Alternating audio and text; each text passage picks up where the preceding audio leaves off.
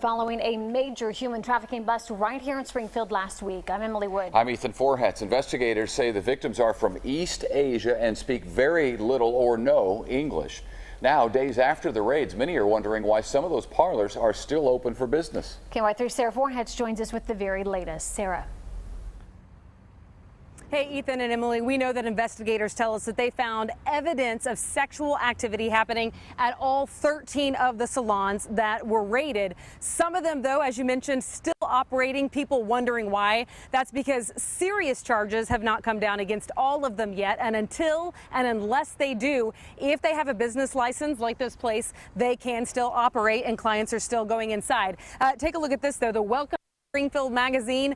You flip it over and you will see the Stand Against Trafficking Coalition with their ad plastered on the back saying, you know what, sex trafficking happens here, be on the lookout for it. It also happens in rural communities all across the Ozarks, and they're hoping to get the word out and say a type of raid like the one we saw last week is really just evidence of that and gives people a, hey, now you know what to look out for. Now you know that this is truly happening here. Take a look at the video inside one of those parlors.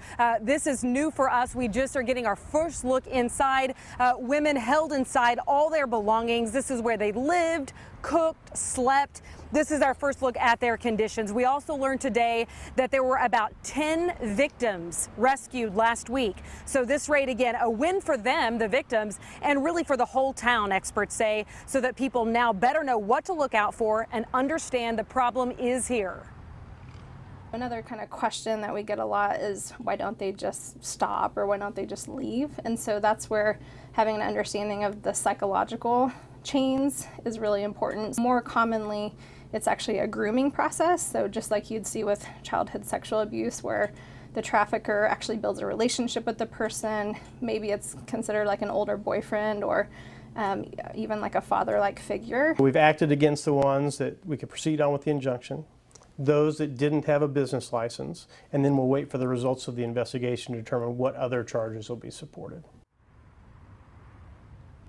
And again, the prosecutor is expecting more serious charges to come down. We just simply do not have a timeline on that yet. Now, Dr. Harrington says really it's an issue of supply and demand. And she says the fear is this raid, people thinking, oh, it's been stopped for good. But she says as long as men are still willing to buy sex, we will likely see other businesses popping up in their place. Ethan and Emily. Sara Forhetz for us tonight.